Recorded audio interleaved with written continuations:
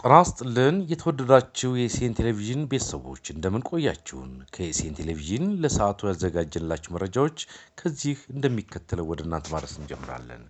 የቅዳሜ የታህሳስ 4 2018 ዓ.ም የኤስኤን ቴሌቪዥን የዕለቱ ዋና ዋና ዜናዎች የሚከተሉት ናቸው። ኢትዮጵያ ላስጠለቻቸው ስደተኞች መሰረታዊ አገልግሎቶችን ለማቅረብ አቅም እንዳነሳት ተገለጸ። የስደተኞችና ተመላሾች አገልግሎት የዓለም አቀፍ ሰብአዊ ድጋፍ መቀነሱ በስደተኛ መጠለያዎችና ሰፈራዎች የጤና፣ የስነ ምግብ፣ የውሃ፣ የትምህርት እና የከለላ አገልግሎቶች ላይ ከፍተኛ ተጽዕኖ መፍጠሩን ከዓለም አቀፍ ለጋሾች ተወካዮች ጋር ባካሄደው ምክክር ላይ አስታውቋል። የድጋፍ እጥረቱ ኢትዮጵያ ስደተኞች በአገሪቱ ህጎች ውስጥ እንዲታቀፉ ለማድረግ በተጀመረ ጥረቶች ላይ ተጽዕኖ መፍጠሩን የጠቀሰው ተቋሙ በተለይ ህጻናትና አካል ጉዳተኞችን ጨምሮ ለጉዳት ተጋላጭ የሆኑ ስደተኞች አስፈላጊውን ድጋፍ ማግኘት አልቻሉም ብለዋል። የለጋሽ አካላት ተወካዮችም መንግስት የሀሳብ አሰባሰብ መንገዶችን እንዲያጠናክርና የድጋፍ ምንጮችን እንዲያሰፋ ምክር ለግሰዋል።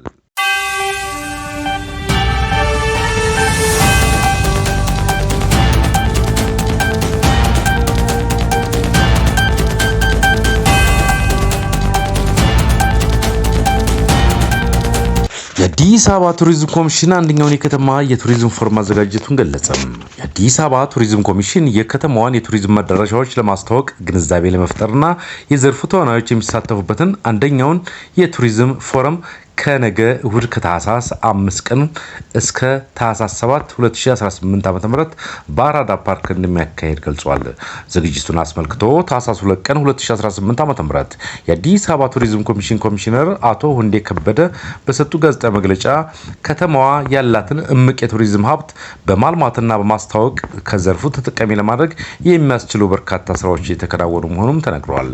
ይህ አንደኛው ቱሪዝም ፎረም የዘርፉ ባለድርሻ አካላት የሚሳተፉበት የቱሪዝም ንግድ አውደ ርዕይ፣ የከተማዋን የቱሪዝም መዳረሻዎችን ልማቶችን የሚያሳይ የፎቶ ኤግዚቢሽን፣ ኮሚሽኑ በዓለም አቀፍ ደረጃ ከተማዋን የሚያስተዋውቅበት የዲጂታል ፕላትፎርሞችና ማስታወቂያዎች ይፋ የሚደረጉበትና የዘርፉ ምሁራን የሚሳተፉበት የፓናል ውይይትን ያካተተ መሆኑ በመርሃ ግብሩ ማብራሪያ ላይ ተገልጿል። የአዲስ አበባ ቱሪዝም ኮሚሽን ከተማዋ ከደረሰችበት የቱሪዝም መሰረተ ልማት አንጻር ከዓለም አቀፍ ከተሞች ጋር ተወዳዳሪ የምትሆንበትን የተለያዩ የማርኬቲንግና ፕሮሞሽን ስራዎችን እየሰራ እንደሚገኝ የሚዘነጋ አይደለም።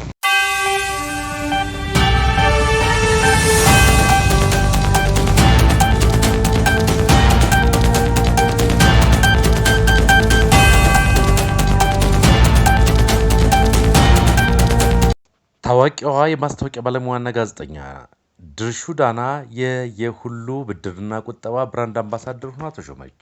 በአጭር ጊዜ ውስጥ ችግር ፈቺ የፋይናንስ አቅርቦትና ዘመናዊ የቁጠባና ብድር ስርዓት ከዘረጋው ግዙፍ ተቋም ጋር አብሬ በመስራቴ ደስታ ተሰምቶኛል ስትል ድርሹ ዳና ተናግራለች። የሁሉ ቁጠባና ብድር መሰረታዊ ህብረት ስራ ማህበር ታዋቂዋን ኮሜዲያንና ሁለገብ የሚዲያ ባለሙያ ድርሹ ዳና የብራንድ አምባሳደር አድርጎ በትላንትናው ዕለት ማለትም ታህሳስ 3 ቀን 2018 ዓ.ም በሸራተን አዲስ ሆቴል ሾሟታል። በተመሰረተ በአጭር ጊዜ ውስጥ ከፍተኛ እድገት በማሳየት ላይ የሚገኘውና የተደራሽነት አድማሱን ከፍ በማድረግ በአሁኑ ወቅት አዲስ አበባን ጨምሮ በክልል ከተሞች ቅርንጫፎቹን እያሰፋ የሚገኘው የሁሉ ቁጠባና ብድር መሰረታዊ ህብረት ስራ ማህበር በሀገራችን ካሉ ጥቂት ስመጥር የማስታወቂያ ባለሙያዎች አንዷ ከሆነችውና የሳቋ ንግስት እየተባለች ከምትጠራው ሁለገብ የሚዲያ ባለሙያ ድርሹ ዳና ጋር የብራንድ አምባሳደርነት ስምምነት ትላንት ታህሳስ 3 ቀን 2018 ዓ.ም በሸራተን አዲስ ሆቴል በይፋ አካሂዷል። ድርሹ ዳና በሀገራችን ካላት ከፍተኛ ተወዳጅነት በተጨማሪ በዓለም አቀፍ መድረኮችም ተሸላሚና ተጽዕኖ ፈጣሪ ሴት በመሆኗ ማህበሩ ለብራንድ አምባሳደርነት እንደመረጣት በመድረኩ ተብራርቷል። የሁሉ ቁጠባና ብድር መሰረታዊ ህብረት ስራ ማህበር አካታች የፋይናንስ ስርዓትን ይዞ ለሁሉም የህብረተሰብ ክፍል ፋይናንስ በማቅረብ በሀገሪቱ የእድገትና ብልጽግና ጉዞ ላይ የራሱን ድርሻ እየተወጣ ያለ ተቋም በመሆኑ ይህንኑ ራዕዩን በመላው ሀገሪቱ በማስረጽና በማስተዋወቅ ዘንድ ድርሹ ዳና ከፍተኛ አስተዋጽኦ ይኖራታል ተብሏል። ትላንት በሸራተን አዲስ ሆቴል በተካሄደው የፊርማ ስነ ስርዓት ላይ የተገኙት የሁሉ ቁጠባና ብድር መሰረታዊ ህብረት ስራ ማህበር የቦርድ ሰብሳቢ አቶ መሳፍንት ደበበ ድርሹ ዳና አዎንታዊ ስብዕናዋን ተወዳጅነቷንና ተጽዕኖ ፈጣሪነቷን በመጠቀም የሁሉ ቁጠባና ብድር መሰረታዊ ህብረት ስራ ማህበር በሀገራችን እድገት ብልጽግና ላይ ያሳረፈ ያለውን በጎ ጅምር በማስተዋወቅ የመላው ኢትዮጵያውያን የጋራ ሀብት የመሆን ራዕዩን እውን የማድረግ ስራ ታሳካልናለች ብሎም እንደሚጠብቁ አስገንዝበዋል።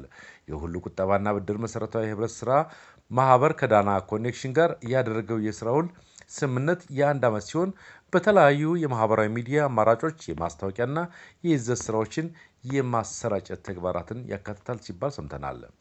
ሁለገብ የሚዲያ ባለሙያ ድርሹ ዳና በፊርማ ስነ ስርዓት ወቅት እንደገለጸችው ማህበሩ ያቀረባቸው ችግር ፈቺ የቁጠባና ብድር አማራጮችን ለህዝቡ በማስተዋወቅ በስራ አጥነትና የመስሪያ የገንዘብ በማጣት ለስደት የሚዳረጉ ወጣቶችን የሁሉ ቁጠባና ብድር ያቀረባቸውን አማራጮች በማስተዋወቅ ሰርቶ መለወጥና የተሻለ ገቢ ማግኘት እንደሚቻል ለማበረታታት ስምምነቱ እድል እንደሚፈጥር በመግለጽ በአጭር ጊዜ ውስጥ ችግር ፈቺ የፋይናንስ አቅርቦትና ዘመናዊ የቁጠባና ብድር ስርዓት ከዘረጋው ግዙፍ ተቋም ጋር አብሬ በመስራቴ ደስታ ተሰምቶኛል ስትል ተናግራለች።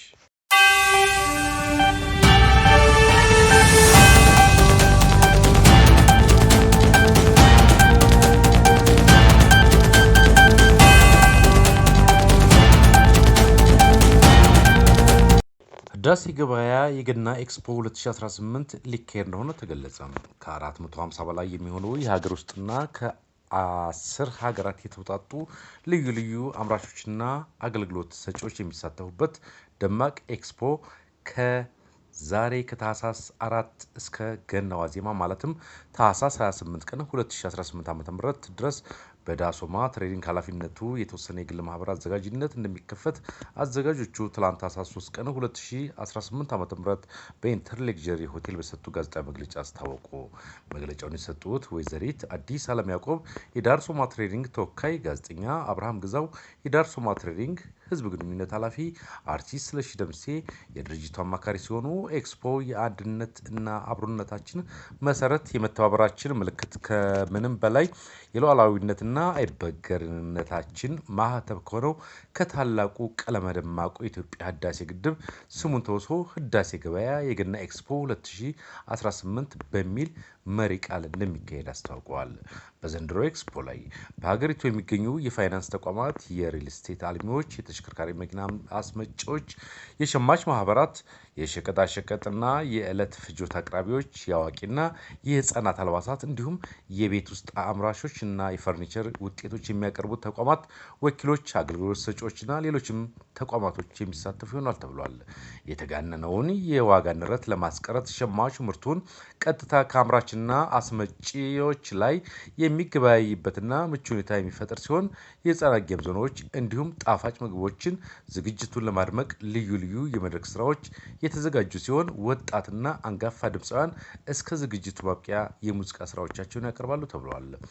በኤክስፖ ላይ ማህበራዊ ኃላፊነትን ለመወጣት ለበርካታ የበጎ አድራጎት ድርጅቶች ነፃ ቦታ በመፍቀድ ማህበራቸው እንዲያስተዋውቁ እድል የሚሰጥ ከመሆኑም በላይ የበዓሉ ዕለት እጅ ያጠራቸውን ወገኖቻችንን በዓልን ከቤተሰቦቻቸው ጋር ተደስተው እንዲሉ ዳሶማ ትሬዲንግ ድጋፍ ያደርጋል ተብሏል። በተከታታይ 25 ቀናት በሚደረገው ኤክስፖ ላይ በየቀኑ የተለያዩ አጓጊ ሽልማቶች የሚኖሩ ሲሆን ታህሳስ 28 በሚኖረው የመዝጊያ ስነ ስርዓት ላይ የመኪና ሽልማት በመስጠት የኤክስፖ ማጠቃለያ ይሆናል ተብሏል። በተጨማሪም በኤክስፖ ማጠቃለያ ላይ ሸማቾችን የመኪና እድለኛ የሚያደርገውም አሰራር ከብሔራዊ ሎተሪ አስተዳደር ጋር በዕጣ አወጣጡ ዙሪያ እየተሰራ ይገኛል ሲባል ሰምተናል። የመግቢያ ዋጋውም ከ100 እስከ 400 ብር እንደሆነም በመግለጫው ተጠቁሟል።